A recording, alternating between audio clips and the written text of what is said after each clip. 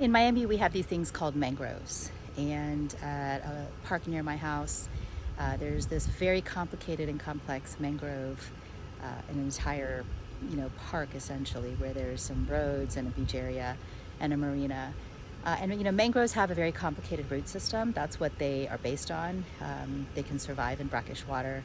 And what I find fascinating about mangroves is that we as individuals also have that ability to have a complex root system. What is your root system? What is your foundation? For me, my root system, what keeps me going, what's my sort of core at my core, is my family and my friends and my connections, my relationships. What I've learned about this entire, sort of life journey is that for me, how I've defined success in my life, it used to be by very societal notions of making money, getting good grades, going to the best schools, working for the best law firms and corporations. And over time, I've evolved. I think we all evolve as human beings.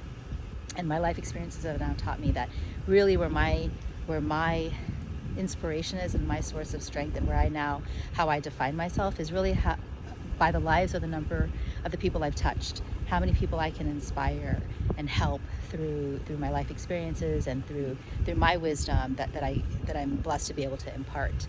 And so that's really at my core. Mangroves have this ability to keep an entire system, an ecosystem going, especially here in South Florida.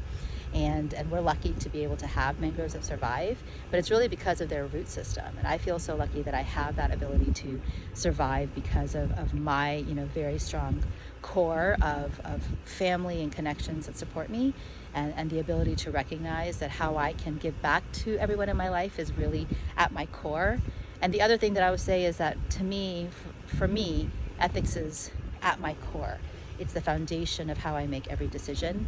I think very similar to that, the way corporations have begun to shift corporate culture into thinking about ethics more and recognizing it's not just a once a year check the box activity or rhetoric that we use, but it's actually something that becomes embedded and part of the culture.